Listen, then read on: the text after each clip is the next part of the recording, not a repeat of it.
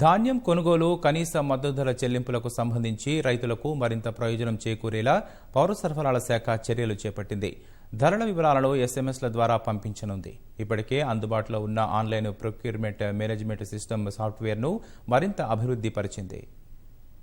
పంటలకు మద్దతు ధర, కొనుగోలు కేంద్రాల్లో రిజిస్ట్రేషన్, మిల్లులపై నిఘా కోసం తీసుకొచ్చిన online procurement management system software ను పౌర సరఫరాల శాఖ మరింత అభివృద్ధి చేసింది. కొనుగోలు కేంద్రాల్లో రిజిస్ట్రేషన్, రైస్ మిల్లులకు సంబంధించిన సమాచారంతో పాటు జియో ట్యాగింగ్ సౌకర్యాన్ని తీసుకొచ్చింది. తద్వారా పంట రవాణా వాహనాల కదలికలు ఎప్పటికప్పుడు చూసుకోవచ్చు. ధాన్యం కేటాయించిన 7 రోజులకు మిల్లుల నుంచి సమాచారం అందకపోతే ఆయా జిల్లాల అధికారులను అప్రమత్తం చేస్తూ సంక్షిప్త సందేశాలు అందజేస్తుంది. మిల్లుల సామర్థ్యం మేరకు ధాన్యం కేటాయింపులు జరిపేలా సాఫ్ట్వేర్ ను అభివృద్ధి చేశారు. ఓపీఎంఎస్ మొబైల్ యాప్ ను అందుబాటులోకి తెచ్చారు. ఆ ప్రత్యేక యాప్ ద్వారా జాయింట్ కలెక్టర్లు, జిల్లా పౌర సరఫరాల అధికారులు, జిల్లా మేనేజర్లకు కొనుగోలు కేంద్రాలు, రైస్ మిల్లులకు సంబంధించిన పూర్తి సమాచారం అందుబాటులో ఉంటుంది.